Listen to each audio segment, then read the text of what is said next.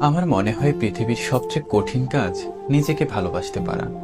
আমরা কেউই নিজেকে পরিপূর্ণভাবে ভালোবাসতে পারি না। কেউ আমাদেরকে ছেড়ে চলে গেলে আমরা নিজেকেই সবচেয়ে বেশি কষ্ট দিই, অবহেলা করি। অথচ খোঁজ নিয়ে হয়তো দেখা যাবে নিজের সবটা দিয়েই আমরা তাদেরকে ধরে রাখতে চেয়েছিলাম। তবু আমরা নিজেকেই গুরুত্বহীন ভেবে বসে থাকি। কেউ অসুন্দর বললে আয়নায় তাকিয়ে নিজের খুঁত ধরতে ব্যস্ত হয়ে যাই। অথচ আমরা এটা জানি না, সুন্দরের প্রতীক চেহারার চেয়ে মনে বেশি প্রতিফলিত হয়। যারা কাউকে অসুন্দর বলে ছোট করে, প্রকৃত অর্থে তারাই অসুন্দর, কুৎসিত। কেউ নিজেদের ব্যাপারে দুটো মন্দ কথা বললে আমাদের আত্মবিশ্বাস ভেঙে গুঁড়িয়ে যায়।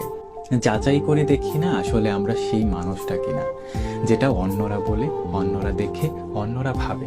ওই যে এক পলকে দেখে অল্পটুকু জেনে অন্যরা আমাদেরকে জাজ করে ফেলে, আসলেই কি আমরা সেই মানুষটা? তা আমরা